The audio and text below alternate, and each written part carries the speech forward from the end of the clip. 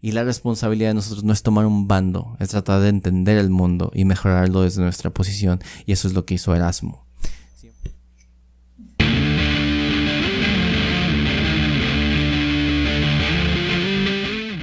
Hola y bienvenidos. Bienvenidos a este espacio en el que vamos a recomendar autores que ustedes tienen que leer para entender el mundo, para entender las cosas. Y no vamos a ponernos muy mamoncitos, pero sí vamos a entender por qué un autor sirve para cierta parte de nuestros días. Y esto es una invitación, ¿no?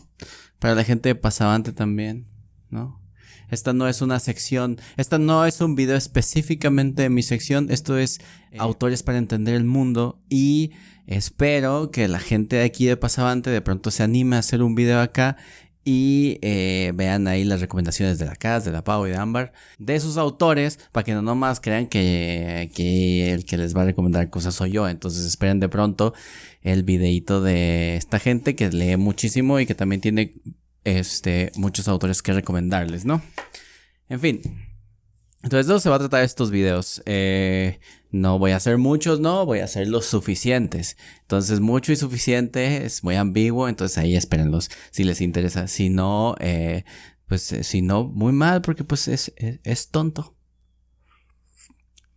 Y ustedes van a decir, es tonto que no nos interesen tus autores. No, es tonto por lo que voy a decir a continuación. Verán, naturalmente no voy a empezar este video sin una crítica. Y aquí en Pasavante estamos todo el tiempo friegue y friegue, muele y muele, chingue y chingue con que hay que saber y que hay que tener pensamiento crítico, ¿no? Y la razón por la que lo hacemos es porque a nosotros nos ha costado un montón de trabajo vivir con este pensamiento crítico, o buscándolo más bien, porque nunca tenemos del todo un pensamiento crítico puro y como diamante totalmente pulido y tal, sino que vamos trabajándolo. Nos ha costado mucho trabajo intentarlo, perteneciendo siempre a una academia, ¿no? A ciertas instituciones que nos piden necesariamente apegarnos a algo. Y de eso es lo que quiero hacer una breve crítica antes de hablar de estos tres autores. Estos tres autores de los que voy a hablar hoy van a ser autores de mis tres disciplinas, uno de cada una, y voy a intentar como explicarles por qué cada uno tiene una función. Y la razón por la que hablo de lo de las disciplinas es porque últimamente he estado mucho en contacto con gente de la academia y tal, y toda la gente es muy interesante de pronto y tal, pero creo que hay una especie de malentendido. Y el malentendido es muy simple y lo he dicho ya en algunos otros videos. El malentendido es que pensamos muy fielmente que un título nos hace sabios, que un título nos hace eruditos y que un título va a decir que alguien sabe más que nosotros. Yo estoy muy seguro que a ti que estás viendo este video en este punto es muy probable que tú sepas más que un doctor. Y eso es lo que quiero que entendamos ahora con este video, con estas recomendaciones. Porque lo he dicho muchas veces, pero entiéndase al doctor, al hombre con título, como alguien que es un especializado. Yo naturalmente estoy haciendo un posgrado y me veo inmerso en esta misma dicotomía de lo que creo y lo que soy. Y lo cierto es que siempre que hacemos un estudio de algo en la academia, nos vamos a enfocar siempre en algo muy pequeño por esto de la especialización y la superespecialización. Pero esto no va a demostrar que sabemos. Yo no sé más que nadie por los títulos. Por eso, una de las razones que yo utilizo para cambiar de disciplina generalmente es esa. No me interesa en ningún caso ser un especialista. ¿Por qué? Porque un doctor es un especialista y por lo tanto es un ignorante glorificado. ¿Vale? Y con esa crítica que estoy haciendo a razón de que mucha gente, incluyendo los doctores, piensan que saben más que tú solo porque son doctores, aunque lo único que sepa sea estudiar una línea o una pintura o un texto y lo único que saben es eso, ¿no? Pues generalmente el conocimiento va a ser más importante para el pensamiento crítico que el título, ¿vale? Y entonces, en resumen, un doctor es alguien que sacrificó 6 años de su vida para estudiar una sola cosa cuando puedo utilizar 6 años de su vida para estudiarlo todo? Y ese todo lo vamos a empezar a analizar un poco aquí. Tengo 3 autores que los he dividido en 3 disciplinas diferentes. La razón por la que los divido en 3 disciplinas diferentes es porque yo he estudiado 3 académicamente. En realidad más, ¿no? Pero académicamente he estudiado filosofía, he estudiado letras y estoy ahora en historia del arte. No voy a irme cronológicamente, pero sí voy a empezar hablando de Ortega y Gasset, sobre todo porque ya tengo un video de Ortega y Gasset y pueden irse a ver el análisis que hago de La rebelión de las masas. Pero si hay un autor que entiende la postura que tengo en este video y que además nos sirve mucho para entender el mundo, es Ortega y Gasset. Es un autor que escribió hace 100 años. Sus textos cumplen 100 años. La rebelión de las masas cumple 100, ¿no? Más o menos. Sí. Y tiene muchos textos. Aquí tengo todos los textos. De hecho me faltan algunos de Erasmo, pero bueno, los tengo en digital y tal. Pero quiero empezar a hablarles de esto con una frase de uno de estos 3 autores. Voy a tratar a Ortega y Gasset primero, a Erasmo de Rotterdam y por último a Gombrich. Vale, voy a explicar los 3, pero les quiero mostrar por qué es que son útiles. Y el primero, en esta frase que tengo aquí anotada, todos los libros tienen post-its. Yo les recomiendo que no rayen sus libros, de verdad no rayen sus libros, no les hagan eso. Pónganle post-its, todos mis libros tienen post-its. Y luego hagan sus anotaciones y no usen su lápiz y su pluma para rayar en el costo del libro. Por favor. Bueno. Aunque sean este por ejemplo es Purrua y lo respeto igual que si fuera, ¿no? No me lastima tanto tener un Purrua de Ortega y Gasset, aunque tengo por acá un Cátedra, unos Alianza y tal. Porque pues está en español, ¿no? No me preocupa que sea una traducción robada. Pero bueno, esta frase que les quiero leer, ¿no? Es importante para mí. Quiero empezar un poco con esto. Está hablando de por qué tratar de entender, por qué tenemos que saber más, por qué todas estas cosas, ¿no? Y él escribe: no se trata, pues, de que el hombre vive y luego, si viene el caso, si siente alguna especial curiosidad, se ocupe en formarse algunas ideas sobre las cosas. No, vivir es ya encontrarse forzado a interpretar nuestra vida. Siempre, irremisiblemente, en cada instante nos hallamos con determinadas convicciones radicales sobre lo que son las cosas y nosotros entre ellas. Esta articulación de convicciones últimas hacen de nuestra circunstancia caótica la humanidad de un mundo o universo, ¿no?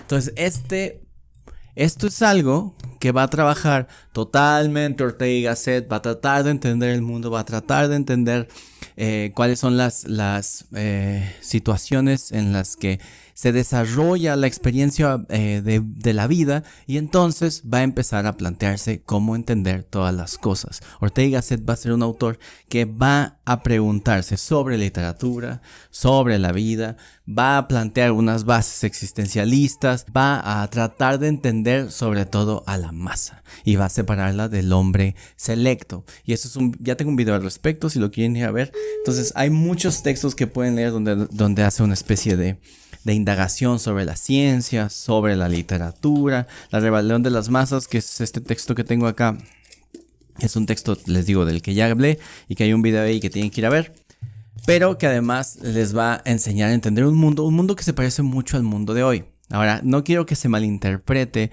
porque he visto que hay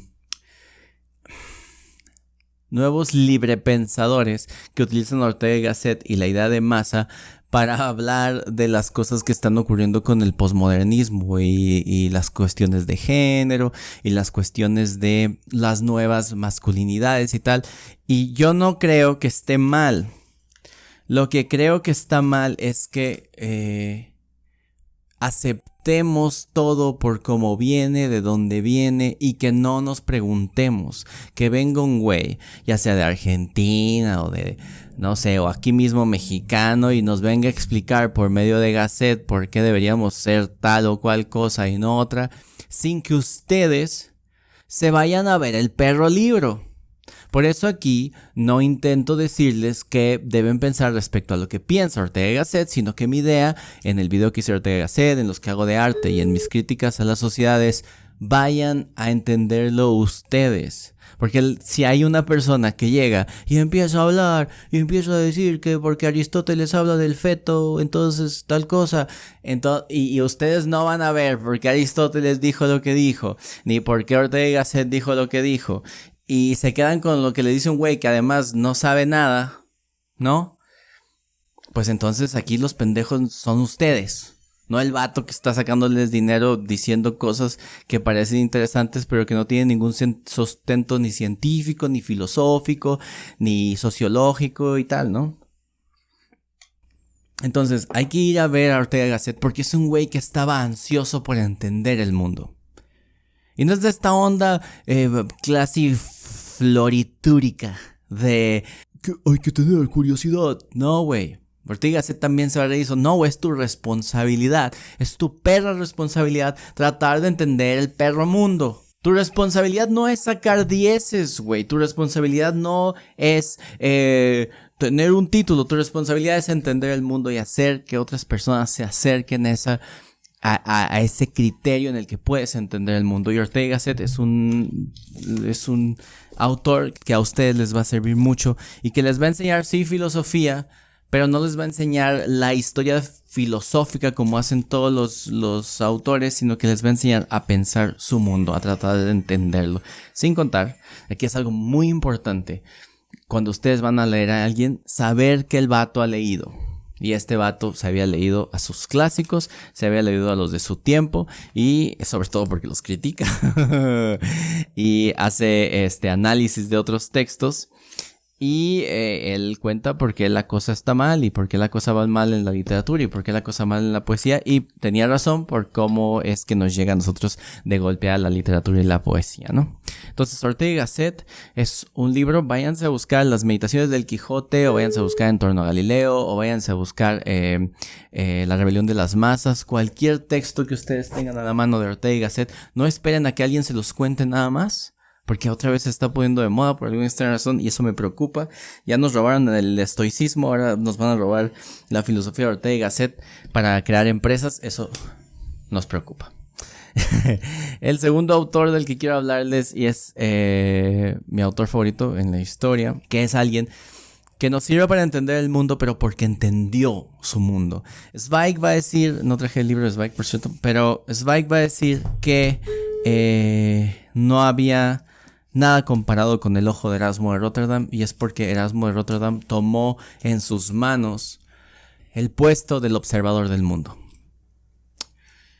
¿Cómo es que aprendes las cosas? ¿Cómo es que tu cerebro absorbe las cosas del mundo para que se queden ahí? Lacan tiene un video al respecto donde explica estas cosas a partir del pensamiento estoico, y es muy interesante porque pareciera que nos está contando el proceso que todo nuestro cuerpo hace para entender las cosas. Okay. Hay una diferencia muy clara entre saber, conocer y entender, ¿no? Y vamos a ver en los textos de Erasmo que lo que estamos haciendo es comprendiendo en su totalidad una realidad. Lo primero que les quiero mencionar, hay muchas ediciones de este texto. Yo tengo unas 2 ahí. Esta es una edición que pueden encontrar donde sea. La traducción tiene algunos problemas y no tiene notas. Yo les recomendaría que buscaran una mejor. Aquí hay algunas con ilustraciones un poco sacada de la manga. No las entiendo. Yo especialmente utilizo una que imprimí de la edición de Ámsterdam, que está en latín y viene con notas y tal. O sea que si ustedes le hacen al latín, aventúrense a leer uno de los mejores textos escritos en la historia de la humanidad, y el texto mejor escrito en latín probablemente. Que me perdonen los romanos, pero no sabían tanto latín como Erasmo.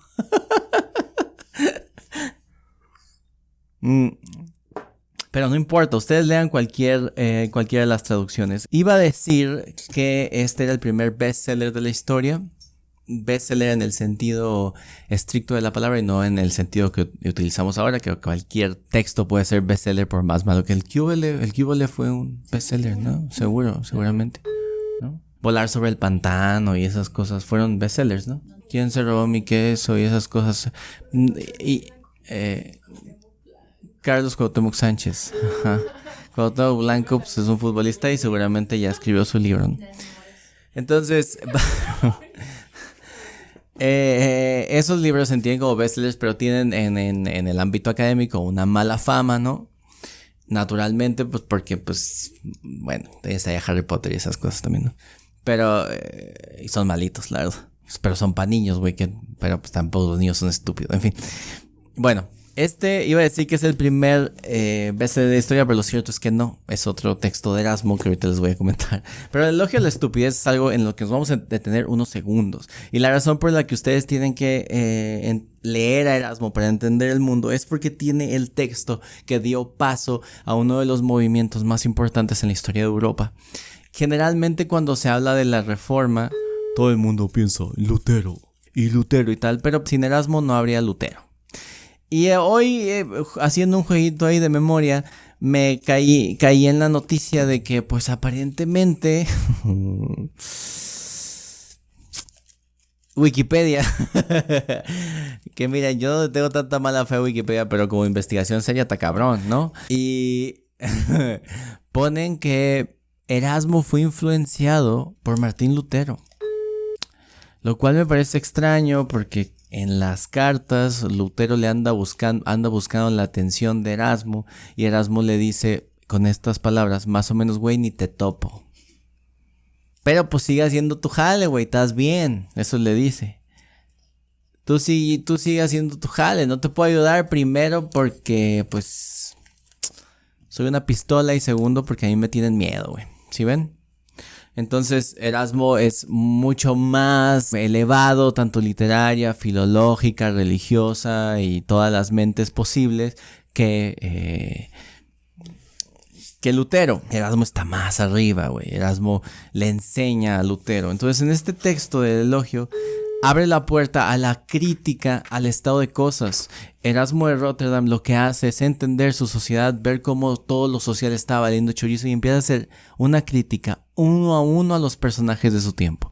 No pone nombres porque Erasmo va a decir, yo pongo los pecados, no los nombres, güey. Entonces lo que él quiere es que cuando tú estés leyendo la lista de estúpidos que existen en el mundo, tú te encuentres ahí, güey. Entonces va a ser uno de los güeyes que primero va a animarse a hablar mal de los sacerdotes, va a hablar mal de los monjes, va a hablar mal de la gente que está en el poder, va a hablar mal de las cortes, pero no va a hablar mal, sino que va a decir la verdad. Y en ese decir la verdad le está enseñando al mundo qué es lo que está pasando en lo que ellos no ven. Entonces ellos dicen, no, sí, es que el sacerdote tal, pero luego no ve que el pinche vato por ahí anda echándose unas morritas en el altar, poniéndose hasta el as, jugando y tal, y luego cuando regresa a la misa y a confesar y tal, se vuelve muy santo, pero todos sabemos que anda ahí jugando su dinero y según respeta las reglas de Cristo, pero para Erasmo pues nadie es cristiano, güey. El único cristiano es Cristo, ¿no? Y bueno, ya hemos hablado en algún otro video de la filosofía Christi, pero sí se entienda que Erasmo ya está harto, güey. Entonces, en esa observación del mundo, en ese panóptico en el que vive en su cerebro, Erasmo es capaz de entender su mundo y entendiendo su mundo está por encima de todos. Y eso es genial. Ese texto de Erasmo es todavía más genial cuando entendemos que en este elogio a la estupidez, que en general se conoce como elogio a la locura o la estupidez es la que está contando, está narrando el discurso. Este libro entra en lo que se llama un encomio paradójico, que es hacer un encomio o alabar algo que no es encomiable. Hay muchos ejemplos, está el que alaba las moscas, el que alaba la calvicie y tal, en la antigüedad. Y entonces van a ser asuntos que no son para nada alabables, pero los vas a utilizar para hacer una crítica. Y en este caso, la estupidez no se puede alabar. La estupidez, la necedad, la ignorancia no se pueden alabar. Y ciertamente lo que hace Erasmo es hacer que un personaje, que es la estulticia, la estupidez, se alabe a sí misma frente a todos los hombres. Y empieza a señalarlos uno a uno porque ellos alaban a esta diosa que es la estupidez. Entonces en este encomio, la que te está contando cuáles son las cosas estúpidas del mundo o locas o necias del mundo es la propia estupidez. Y es un efecto retórico genial porque al leerlo, la gente que se sintió aludida no puede ir con Erasmo y decirle, güey, tú estás diciendo eso, porque lo que va a decir Erasmo cuando vengan las críticas va a decir, es que no lo dije yo, lo dice la estupidez. Entonces se quita la voz él para decir la verdad respecto a cosas y se la pone hace una prosopopeya con la estupidez y hace que él no sea el que está diciendo las palabras y las palabras que dice. Y una de las cosas, y uno de los otros textos, el primer bestseller de la historia, es, aquí tengo solo unos fragmentos, pero también están en línea, los adagios, que van a ser una recopilación de dichos, proverbios latinos y su explicación. Pero eso no es lo interesante. Lo interesante es que Erasmo otra vez va a usar su filosa pluma para en cada uno de los, o en casi todos los dichos más importantes, pone por ahí un ejemplito que le aplica al sacerdote de tal iglesia, que le aplica al papa, que le aplica a cierto príncipe. Entonces va a jugar con los lectores y va a decir, esto se lo puedes decir a tu príncipe. Entonces es genial. Y entonces la gente empezó a cachar estos ensayos dentro de esas entradas de cada uno de los adagios y hace críticas y hace reflexiones muy importantes respecto a la vida. Por ejemplo, el adagio Homo Bula, del cual tengo un texto escrito que ustedes pueden revisar en internet. Y también tengo un video en el que hablo al respecto, tanto en el arte por un lado, pero también específicamente sobre la brevedad de la vida. Y finalmente pues tienen cosas como los coloquios, que son diálogos, que ustedes ya saben que los diálogos ya es una forma de escritura filosófica desde la antigüedad y que van a tener mucha gente que hace diálogos como el propio Erasmo, como Cicerón y tal, que buscan instruirte por medio de la conversación, ¿no? Entonces vayan a ver a Erasmo de Rotterdam, que es uno de los personajes históricos más interesantes y más olvidados. Y antes de pasar al último, que va a ser muy breve, es ¿por qué Erasmo está olvidado y por qué todo el mundo sabe del elogio de la estupidez o del elogio de la locura y nadie lo ha leído? Bueno, pues porque él tiene razón y todos son estúpidos, primero. Y segundo, porque la historia es la que premia. Y la historia se ve de una manera bastante estúpida si la pensamos como se piensa generalmente, que es, hay una guerra y hay un ganador. La razón por la que olvidamos a Erasmo de pronto es porque no es un ganador. Y la razón no es porque no haya podido ganar, sino porque en un punto él decidió que no quería tomar bando y dijo, voy a quedarme en el centro y voy a intentar cambiar las cosas desde donde estoy. Y en ese pensamiento se vio rebasado por la historia y algunos lo tachan de tibio, algunos lo tachan de no haber tomado bando, de cobarde. Pero si entendemos la historia como es que pasa y nuestra función dentro de la historia, sabemos que su responsabilidad y la responsabilidad de nosotros no es tomar un bando, es tratar de entender el mundo y mejorarlo desde nuestra posición. Y eso es lo que hizo Erasmo. Siempre, hoy en día, nos piden a huevo estar en un bando. Y si no estás en un bando, entonces estás desde una posición de privilegio. No, güey.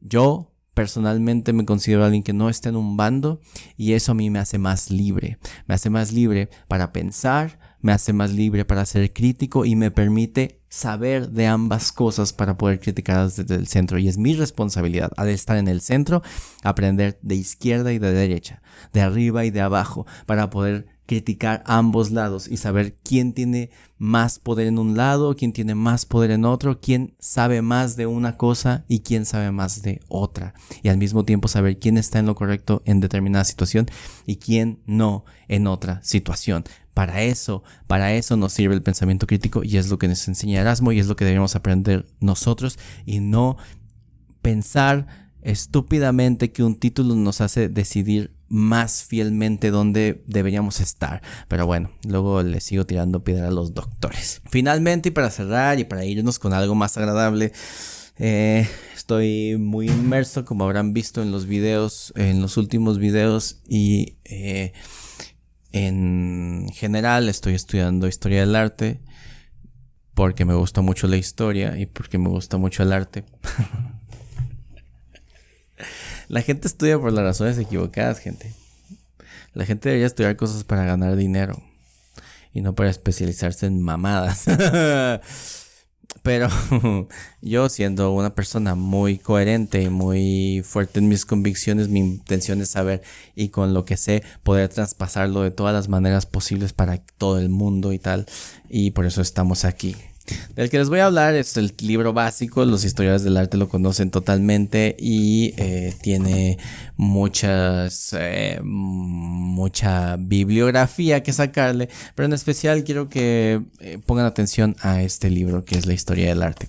La historia del arte, que es un libro que nos ayuda también a entender el mundo. ¿Pero en qué sentido? Entender un poco lo que hacemos en mi sección sobre arte y creación es tratar de entender por qué se estaba creando algo en determinado momento. Y eso es lo que va a hacer Gombrich. Gombrich nos va a contar la historia y va a tratar de decirnos por qué a lo largo de tantos años se ha ido creando cosas diferentes y cómo es que se han descubierto nuevos métodos de escultura, de pintura, de técnicas y tal. Y lo va a ir apegando con el tiempo que se está viviendo. Y a mí eso me parece lo más interesante. Por eso es la historia del arte que se lee y por eso es tan obvio que lo esté presentando aquí. Y va a ser un fanático también de la historia. Va a ser un fanático también de la historia que nos va a permitir entender no nada más el por qué se hace una obra pictórica, una escultura o tal, sino nos va a decir por qué se está pensando eso. Y ese pensamiento, por qué nos está llevando a crear determinada corriente artística. Entonces Gombrich va a ser un autor que nos va a ayudar a entender el mundo desde la perspectiva artística. Que por cierto, el arte va a ser un documento que siempre dejamos fuera cuando tratamos de entender qué está pasando en el mundo. Incluso los historiadores del arte, a mí me sorprende muchísimo ahora que estoy conociendo más, que los historiadores del arte no les interesa la historia. Lo cual a mí me parece escándalo, porque en mi opinión un historiador del arte tiene que ser más fanático de la historia que del arte, porque quizá yo empecé todo mal cuando empecé a trabajar historia del arte y para mí lo importante es el pensamiento, y la historia del arte va a ser una reflexión de la historia del pensamiento. Y si nosotros entendemos la historia del pensamiento, sabemos por qué llegamos a donde estamos y por qué pensamos como estamos en este momento. Y bueno, en fin, Gombrich va a ser alguien que nos va a mostrar la historia a través del arte, y lo va a hacer de manera, además, esta traducción, esta edición es de Faidón, que yo creo que está muy bonita, y hacia el final tiene todas las ilustraciones y que es un muy buen papel además, ¿no? Entonces les va a ayudar mucho como a ir situando, si a ustedes les gusta la historia, situando historia y obra, y eso va a ser sumamente útil para ustedes. Hay otros textos, ¿no? Si les interesa la historia, incluso tienen una versión relajada, tiene esta versión de la historia, que es una historia muy infantilizada, pero que además va a ser muy divertida de leer y se la pueden leer a sus hijos y tal. Y es muy bonita, se les muestro esto porque les estoy queriendo decir que él verdaderamente es un fanático de la historia. Por eso es que puede hacer historia del arte. Y si quieren algo más técnico, también la Pau me regaló sobre sombras, y es muy, muy útil y muy divertido, y si dibujas te va a servir para entender por qué los pintores y en las corrientes hacen ciertas cosas con las sombras que tú probablemente no entiendes con tu lápiz, y te va a ayudar a mejorar en ese sentido. Entonces, todos estos trabajos que buscan que entiendas la historia del arte van a ayudarte también a entender el pensamiento. Y el pensamiento es el que modifica, crea, reproduce y recopia la realidad. Y cuando nosotros queremos entender el mundo, queremos entender la realidad. Y la realidad solo se puede entender a partir de dos cosas: la naturaleza y la construcción social. Naturaleza y construcción social. Hay gente que va a querer cambiar porque admite o dice que la naturaleza se denomina a partir de la construcción social. Yo ya no llego a ese punto, ¿no? Porque, bueno, hay cosas que nosotros no decidimos, ¿no? Y lo otro me parece darle demasiado poder al humano enfrente de una naturaleza tan inmensa. Pero bueno, si queremos entender la naturaleza y la realidad social y la construcción social, vamos a juntarla y vamos a tener la naturaleza y vamos a tener la cultura y vamos a tener las cosas que se dan y el arte. Y todos estos tres autores son gente que se preocuparon por entender un momento o una situación de su mundo por medio de lo que ellos sabían. Ortega por la filosofía, Erasmo por la literatura, Gombrich por el arte, y con ellos tres ustedes pueden entender un montón de cosas de su tiempo, aunque cada uno haya estado detrás de ustedes en el tiempo. Como se dice de los clásicos, cuando volteamos hacia atrás es cuando podemos arreglar lo que está enfrente, porque como dice Cerón, la historia es la maestra de la vida, y como les digo yo, saber es lo único importante, ¿vale? Y estos tres autores les van a servir para saber. Y si quieren entender el mundo, necesitan saber. Y para saber necesitan leer a los otros, ver a los otros, escuchar a los otros. Si no están haciendo ninguna de estas cosas, pues ustedes nada más están debrayando y se sienten muy especiales por tener un pensamiento que le están copiando a alguien. Y porque están creyendo cosas que están viendo en YouTube, como aquí. Pero por lo menos tengan la iniciativa de ir a leer a estos tres autores. Y van a ver cómo esa perspectiva del mundo que ellos tienen nos van a ayudar a entender lo que está pasando en su casa, en su vida, en el diario, en la calle, en la oficina. Entonces eso, gente, eso es lo que les quería decir. Espero que las chicas de Pasavante se animen a presentarnos a sus autores por aquí. Ya les dejo tarea, pues son medio flojillas, pues. Tienen muchas cosas que hacer. Siempre están trabajando. Ahorita ustedes ven, mira, vamos a poner una cámara. Miren, ahí están de nerds. Ahí están de nerds. ¿Sí ven eso? ¿Sí ven eso? Ahí están de nerds. Todo el tiempo están trabajando. Ámbar acá haciéndole de camarógrafo, de audio, de producción. Y estos tienen 7000 pendientes. Entonces, ahí escríbanos y pongan, por favor, Paula o Ámbar o Cassandra, quien sea su pasante favorita, dime tus autores.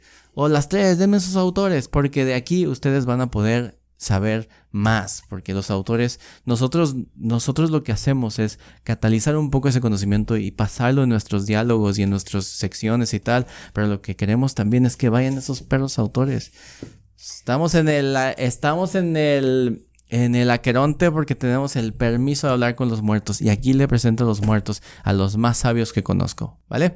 Eso es todo. Y bueno, si les interesa que hablemos de algún autor, si quieren que si quieren una segunda parte de esto, y yo puedo mostrarles muchos autores que he trabajado a lo largo de mis estudios y tal, pues nos dicen.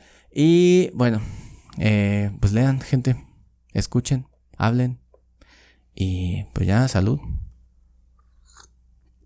Me quedó bien bueno el café.